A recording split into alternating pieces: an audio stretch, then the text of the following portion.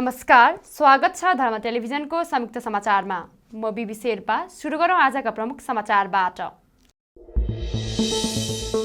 नेपालमा मंगलबार थप 3869 जनामा कोरोना पुष्टि, थप 20 जनाको मृत्यु।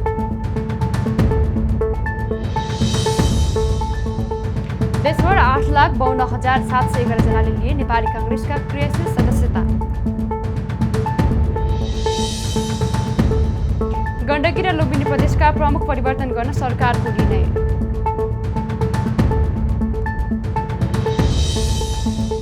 ओली सरकारले हटाएको प्रदेश प्रमुखहरूलाई नै पुनः नियुक्ति गर्न नेकपा माओवादी केन्द्रको सुझाव।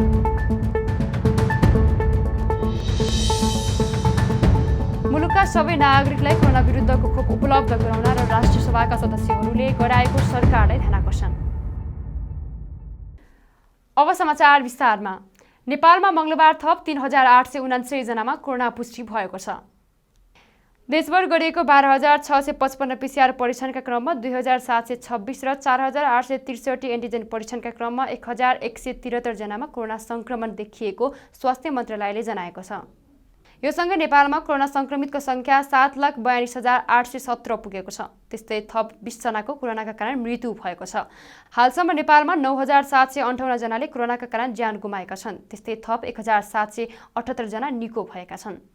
हालसम्म नेपालमा 6,47,079 जना कोरोना मुक्त भएका छन्। हालसम्म नेपालमा 28,836 सक्रिय संक्रमित आइसोलेसन र 356 जना क्वारेन्टाइनमा छन्। नेपालमा हालसम्म 35,63,978 पीसीआर र 2,79,624 एन्टिजेन परीक्षण गरिएको छ। नेपाली कांग्रेसले देशभरका 8,52,711 जनालाई क्रियाशील सदस्यता प्रदान गरेको जनाएको छ। प्रधानमन्त्रीको निजी निवास बालटारमा मंगलबार बसेको कांग्रेस पदाधिकारी तथा पूर्व पदाधिकारी बैठकमा क्रियाशील सदस्यता छानबिन समितिले क्रियाशील सदस्यता प्रतिवेदन बुझाउँदै देशभरबाट 8,52,711 जनालाई क्रियाशील सदस्यता प्रदान गरेको जनाएको छ। क्रियाशील सदस्यता छानबिन समितिका संयोजक रमेश लेखकले पार्टी सभापति एवं प्रधानमन्त्री शेरबहादुर देउवालाई प्रतिवेदन बुझाउनु भएको थियो। प्रतिवेदनमा 4,43,778 नयाँ र 4,09,033 ले नवीकरण गरेका हुन्। क्रियाशील सदस्यता छानबिन समितिमा 46 खाले उजुरी तथा गुनासो प्राप्त भएको थियो। नवीकरणतर्फ 77 वटा जिल्लाको क्रियाशील सदस्यता टुङ्गो लगाएको समितिले नयाँ क्रियाशील सदस्यता नामावलीलाई आगामी 14औं महाधिवेशनका लागि स्थगन गरी उक्त महाधिवेशनपछि प्रक्रिया पुर्याएर कायम गर्ने समिति संयोजक लेखकले बताउनुभयो। केन्द्रीय क्रियाशील सदस्यता छानबिन समिति गठन गरेको थियो। त्यसको संयोजन गर्ने जिम्मेवारी मैले पाएको थिएँ र 6 जना अरू सदस्य साथीहरू हुनुहुन्थ्यो। आज हामीले क्रियाशील सदस्यताको सम्बन्धमा छानबिन गरेर टुङ्गोमा पुर्याएका छौँ र केन्द्रीय सभापतिजी, केन्द्रीय पदाधिकारी, पूर्व पदाधिकारी, नेताहरू समक्ष हामीले सभापतिजीलाई आफ्नो समितिको प्रतिवेदन बुझाएका छौँ। हामीले 77 वटै जिल्लाको क्रियाशील सदस्यताको नवीकरणतर्फ टुङ्ग्याएका छौँ र नयाँतर्फ 75 जिल्लामा हामीले प्रवेश गरेर टुङ्ग्याएका छौँ। क्रियाशील सदस्यताको अधिकांश काम टुङ्गिसकेका स्थिति छ। 2-3 वटा विषयहरू हामीले हाम्रो समितिमा टुङ्गिन नसकेको कारणले केन्द्रीय नेतृत्व समक्ष प्रस्तुत गरेका छौँ। यो क्रममा केही ठाउँहरूमा, केही निर्वाचन क्षेत्र, केही वडाहरूमा जहाँनिर विवाद थियो र हामी सहमतिमा पुग्न सकेनौँ, त्यहाँ क्रियाशील सदस्यताको नयाँतर्फ हामीले स्थगन गरेका छौँ र नवीकरणतर्फकै क्रियाशील सदस्यले अधिवेशन गर्ने गरेर हामीले निर्णय गरेका छौँ। हाम्रो समितिले सहमतिमै निर्णय गरेको छ। तथापि हिजो अन्तिम बैठकमा केन्द्रीय सदस्य, हाम्रै समितिका एकजना सदस्य साथीले केही विषयहरूमा आफ्नो असहमति व्यक्त गर्नुभएको छ। तर निर्णयहरू सबै सहमतिमै भएका हुन्। अब उहाँको आफ्नो केही धारणाहरू, केही दृष्टिकोणहरू असहमतिका रूपमा व्यक्त गर्नुभएको छ। अब हामीले केही विषयहरू खास गरेर अरू पार्टीबाट नेपाली कांग्रेसमा प्रवेश गर्ने मानिसहरूको विभिन्न ठाउँमा समायोजनको विषय 12 र 70 मा पुरानो नवीकरणतर्फको क्रियाशीलको बारेमा त हामीले टुङ्ग्यायौँ, तर नयाँ क्रियाशीलको कागजातहरू ढिलो प्राप्त भएको हुनाले हामीले त्यसमा प्रवेश गर्न सकेका छैनौँ। ती विषयहरूलाई र त्यसका सँगसँगै 2 ठाउँमा धनुषाको 4 नम्बर क्षेत्र र सर्लाहीको 2 नम्बर क्षेत्रमा पनि हामी टुङ्गोमा पुग्न नसकेको हुनाले हामीले केन्द्रीय नेतृत्वलाई नै यो बारेमा निर्णय गरिदिनका लागि टुङ्गोमा पुग्नका लागि अनुरोध गरेका छौँ। अरू प्राय सबै ठाउँमा क्रियाशील सदस्यता सम्बन्धी विषय टुङ्गोमा लागिसकेका छ। काङ्ग्रेसले पार्टीका केन्द्रीय सदस्य रमेश लेखकको संयोजकत्वमा प्रदीप पौडेल, आनन्द ढुङ्गाना, जीवन परियार, श्यामकुमार घिमिरे, कल्याण कुमार गुरुङ र योगेन्द्र चौधरी सदस्य रहेको छानबिन समिति गठन गरेको थियो। प्रतिवेदनप्रति कल्याण कुमार गुरुङले भने फरक मत राख्नु भएको छ। उहाँले समितिले निर्णय गर्दा लिखित आधारमा गर्नुपर्ने बताउँदै विभिन्न मापदण्डहरू समितिले मिचेको आरोप लगाउनुभयो। उहाँले क्रियाशील सदस्यताका विषयमा आएका उजुरीलाई समितिले सामान्य ढङ्गले समितिले लिएको बताउनुभयो। मैले यो फरक मतहरू राखिरहेको थिएँ र त्यो फरक मत समाधान होला भनेर सोचेको थिएँ, तर ती फरक मतहरू मैले राखेका जुन विषयहरू थिए ती समाधान नभएको कारणले आज प्रतिवेदन बुझाउँदाको बखत मैले बाध्य भएर फरक मतहरू राख्नुपर्ने स्थिति निर्माण भयो। पहिलो कुरा, समितिका कुनै पनि निर्णयहरू गर्दाखेरि लिखित डकुमेन्टको आधारले गर्नुपर्छ। हाम्रो समितिका निर्णय गर्ने केही आधारहरू निर्माण भएका छन्। ती आधारहरूमा नेपाली काङ्ग्रेसको विधान, नियावली, केन्द्रीय समितिका निर्णयहरू, केन्द्रीय समितिले पठाएका परिपत्रहरू र अहिले निर्माण भएको मापदण्डको आधारभित्र रहेर सहमतिको आधारमा निर्णयहरू गर्ने भनेर हामीलाई त्यो म्यान्डेट प्राप्त छ। त्यसैले त्यो म्यान्डेट प्राप्त गर्दाखेरि हामीले 6743 वडाका निर्णयका प्रतिलिपिहरू हामीलाई चाहिन्थ्यो। त्यसै गरेर 753 स्थानीय तहका निर्णयका प्रतिलिपिहरू चाहिन्थ्यो। 330 प्रदेश सभाका निर्णयका प्रतिलिपिहरू चाहिन्थे। 165 प्रतिनिधि सभा निर्वाचन क्षेत्रका निर्णयका प्रतिलिपिहरू चाहिन्थे। 77 वटा जिल्ला कार्य समितिका निर्णयका प्रतिलिपिहरू चाहिन्थे। तर ती कुनै पनि निर्णयका प्रमाणित प्रतिलिपिहरू बगैर केवल उजुरीको आधारमा मात्रै जसरी निर्णयहरू भए ती निर्णयहरूप्रति मैले पूर्ण रूपले असहमति राखेको छु। क्रियाशील सदस्यता नामावली टुङ्गिएसँगै अब पार्टीको 14औं महाधिवेशनको प्रक्रिया समेत सुरु हुने भएको काङ्ग्रेसले जनाएको छ। क्रियाशील सदस्यता छानबिन समितिले दिएको प्रतिवेदन अध्ययन गरी अधिवेशनको नयाँ कार्यतालिका टुङ्गो लगाउने काङ्ग्रेसले जनाएको छ। सरकारले गण्डकी र लुम्बिनी प्रदेशका प्रमुख परिवर्तन गर्ने निर्णय गरेको छ। बालुटारमा मंगलबार बसेको मन्त्री परिषद बैठकले गण्डकी प्रदेश प्रमुखमा चितवनका पृथ्वीमान गुरुङ र लुम्बिनी प्रदेशमा अमिक शेरचनलाई नियुक्तका लागि राष्ट्रपति समक्ष सिफारिस गर्ने निर्णय गरेको हो। बैठकले गण्डकीकी प्रदेश प्रमुख सीता पौडेल र लुम्बिनी प्रदेशका प्रदेश प्रमुख धर्मनाथ यादवलाई पदमुक्त गर्न पनि सिफारिस गर्ने निर्णय गरेको सरकारका प्रवक्ता एवं कानुन मन्त्री ज्ञानेन्द्र बहादुर कार्कीले जानकारी दिनुभयो।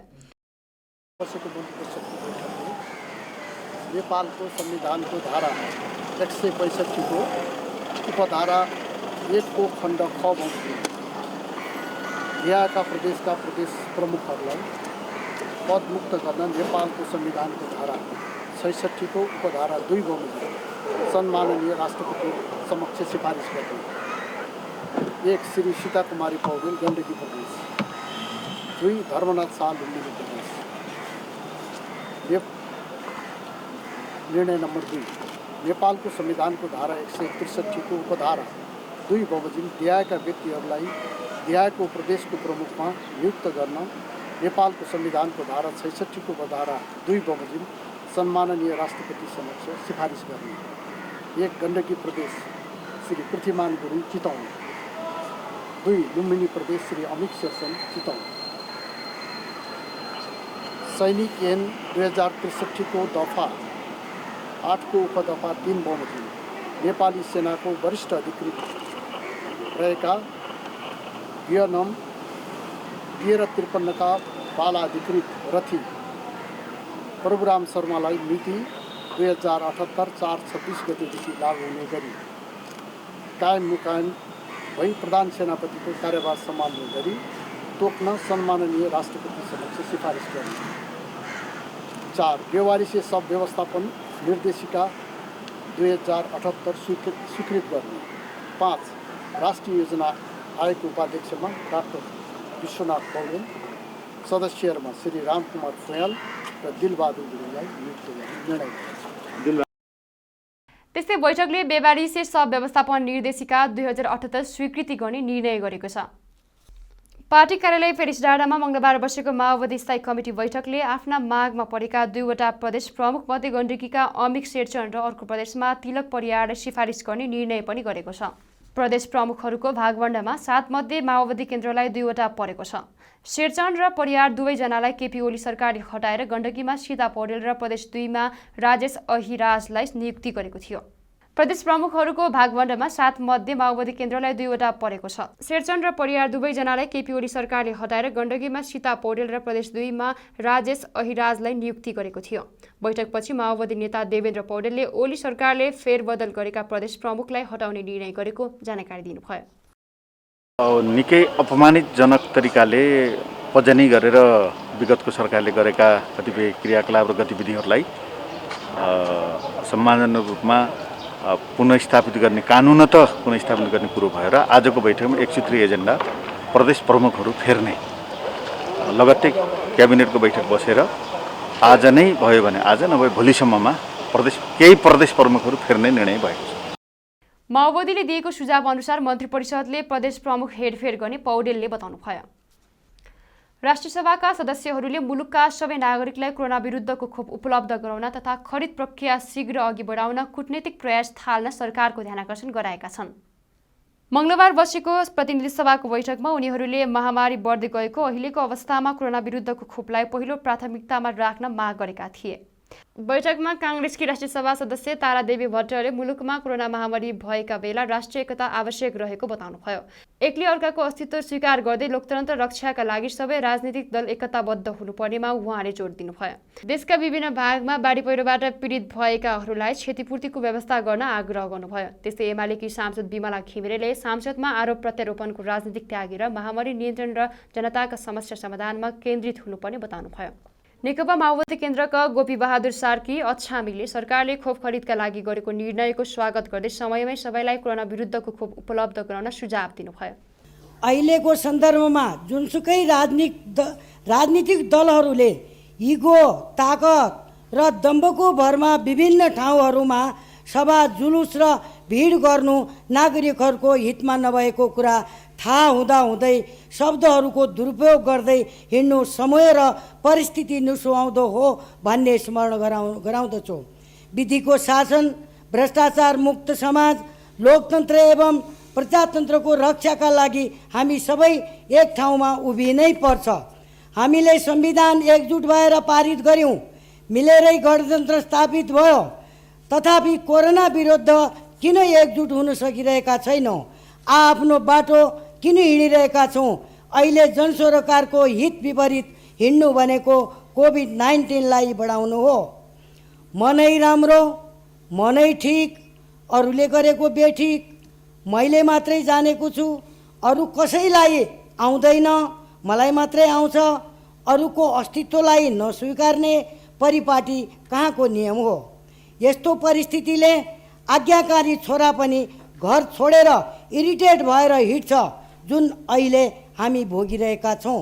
हामीले सबैलाई सम्मान गरेर सबैको अस्तित्व स्वीकारेर मात्र गन्तव्यमा पुग्न सक्छौँ। कसैलाई कटाक्ष गर्न पटक्कै इच्छा छैन, तर यो सदनको गरिमा नै घट्ने गरी बोलिएका केही भाषा, शब्द र मिथ्या आरोपहरूलाई जनताको बीचमा भरम फैलाउन नदिनको निम्ति र सही सत्य कुरा जनतालाई बुझाउनको निम्ति आफ्नो दायित्व सम्झेर केही कुराहरू राख्न चाहन्छु। सम्माननीय अध्यक्षज्यू, नेपालको राष्ट्रिय राजनीति बदलिएको परिस्थितिमा हामी यो बैठकमा सहभागी भइरहँदा सम्माननीय राष्ट्रपतिप्रति लगाइएका भ्रमपूर्ण आरोप र प्रयोग गरिएका शब्दहरूप्रति खेद प्रकट गर्न चाहन्छु। परमादेशका माध्यमबाट सरकार प्रमुख तोक्नु, दलीय व्यवस्थामा दलको हुइप लाग्दैन भन्नु दुनियाँको इतिहासमा नभएको कस्तो अभ्यास गरिँदैछ। हाम्रो चिन्ता कोही व्यक्ति सिंहदरबार छिर्नु वा कोही बाहिरिनु पटक्कै होइन। हाम्रो चिन्ता त यो हो, जनताले वर्षौँसम्म जुन व्यवस्थाका निम्ति बलिदानी गरे त्यही व्यवस्थालाई नै धरापमा पार्ने गरी संविधानको भावना विपरीत अर्थ लगाउने र कसैका निहित स्वार्थपूर्तिका निम्ति न्यायालयलाई नै प्रयोग गर्नु हाम्रो चिन्ता हो।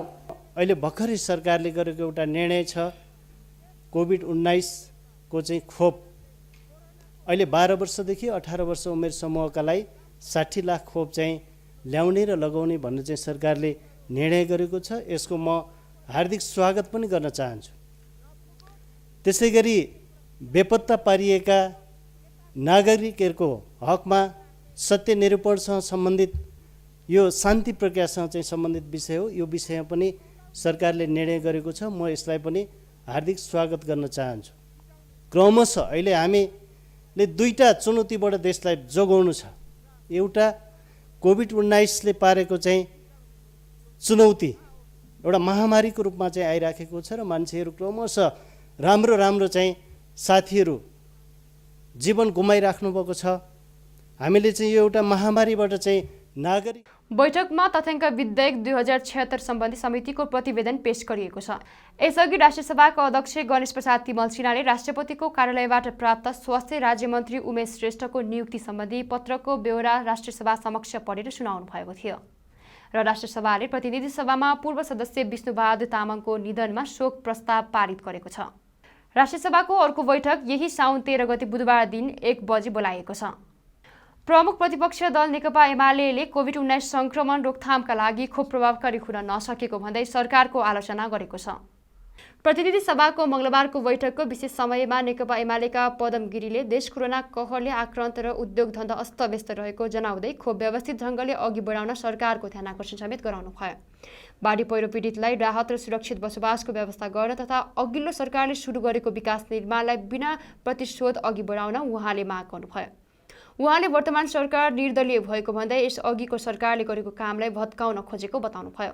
बैठकमा कांग्रेसका सांसद दिव्यमणि राज भण्डारीले लामो समयदेखि रिक्त रहेको उपसभामुखको चयन यथाशीघ्र गर्न र पुनर्स्थापित सांसद र सांसदहरूलाई क्रियाशील बनाउन सुझाव दिनुभयो।